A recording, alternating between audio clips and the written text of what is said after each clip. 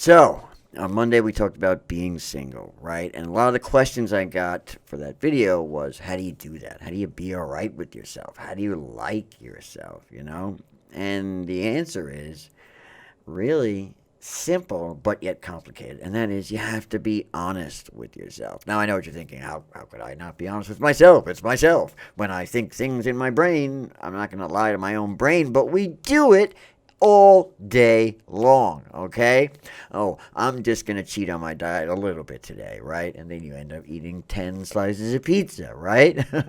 Or you tell yourself, you know what, I'll do my work later on after dinner. I'm just going to play this one game.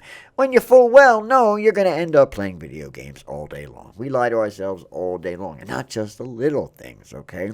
The big things. We break up with someone, oh, it's definitely their fault. They did this, they did that. When maybe deep down, you know that some of it was your fault, if not all of it. And we lie to ourselves all day long because being honest with ourselves is one of the hardest things to do as a human being. Okay? Because it means we have to admit to ourselves that we have flaws. And guess what? Spoiler alert, everyone in the world has flaws. Even those perfect people you love to hate on social media, okay? And anyone who says that they don't is lying. And in fact, that is one of their flaws, okay? Everybody has flaws. I've got flaws. I have no patience. I'm a horrible teacher because I have no patience for people who can't understand what I'm saying, okay? That's one of my flaws. Sometimes I have a tendency to talk over people. Sometimes I have a tendency to be an intellectual snob. I know these things about myself, and I'm all right with them, and I work on them when I can. And that's really what it's about. You don't have to be perfect to like yourself, to be okay with yourself. But you do have to sort of be honest with yourself about the things that you need to work on. You don't have to, but it will help you to be all right with the person that you are and acknowledge the fact, like, yes, I have flaws, but I pretty much know what they are, and I'm working on them, just like every other human being on the planet. Okay?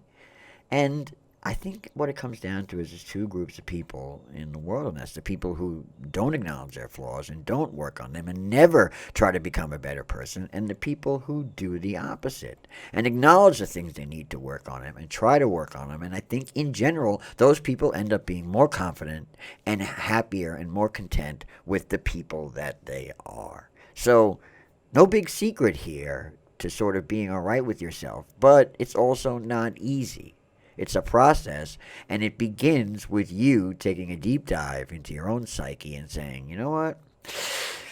I need to work on some of these things, and I will. But you know what? That doesn't mean I'm a bad person. It just means I'm human, and I like who I am, and I'm like who I want to become.